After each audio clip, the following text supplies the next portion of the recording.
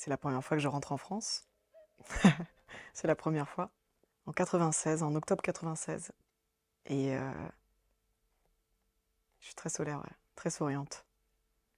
Nouvelle vie, nouvelle aventure. Quand on est arrivé, au pied de l'immeuble, où était notre appartement de l'époque, elle a dit, c'est ma maison, toujours en roumain, casa mea. Mirabella nous avait, on peut dire, adopté, peut-être déjà. Tout de suite, il y a un attachement. Papa, maman, bah oui, forcément. Je me dis que les parents sont là, je vais être protégée, je ne retournerai plus jamais dans le passé.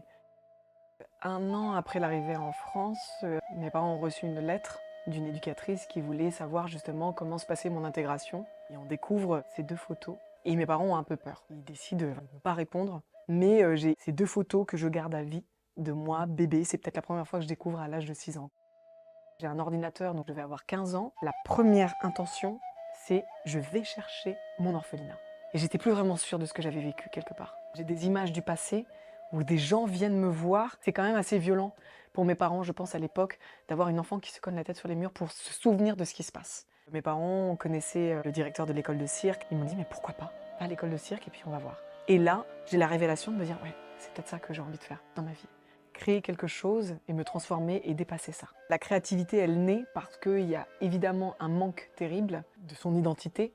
Et quelque part, ce manque-là vient se greffer à l'art pour s'accrocher, quelque part grandir avec ça. C'est cette curiosité-là qui m'a encore plus éveillée et renforcé cette idée d'aller chercher mes racines.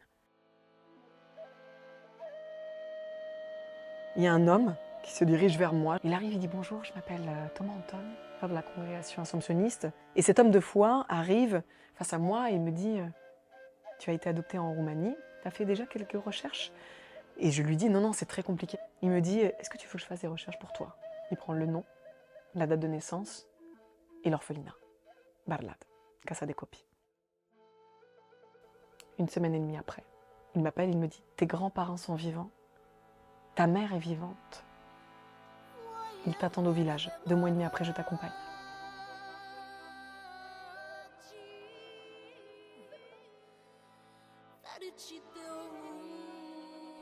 Comment ils vont être? Comment est-ce qu'ils vont recevoir mon visage, la nature?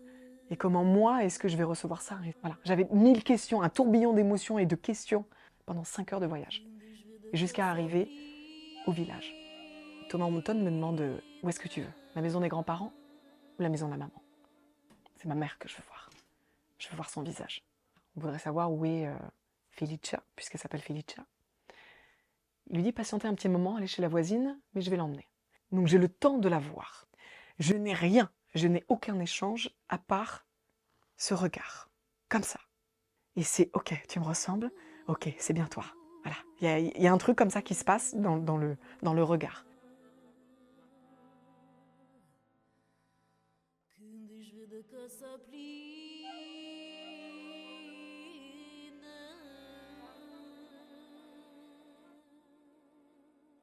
Je savais qu'en partant au pays, ces photos allaient me sauver ou en tout cas allaient me placer. Et en arrivant dans l'orphelinat, le Elena Farago, cette femme qui nous ouvre les portes, puisque c'était le premier orphelinat de la ville, à Barlad, quand elle m'accueille, elle a reconnu, grâce à ces photos, l'orphelinat.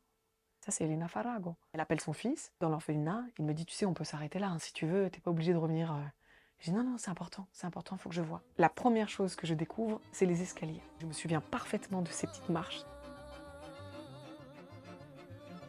Elle reconnaît la femme qui me tient et elle appelle cette éducatrice qui est vivante. Je rencontre Elena Stefanescu à la fondation Star of Hope.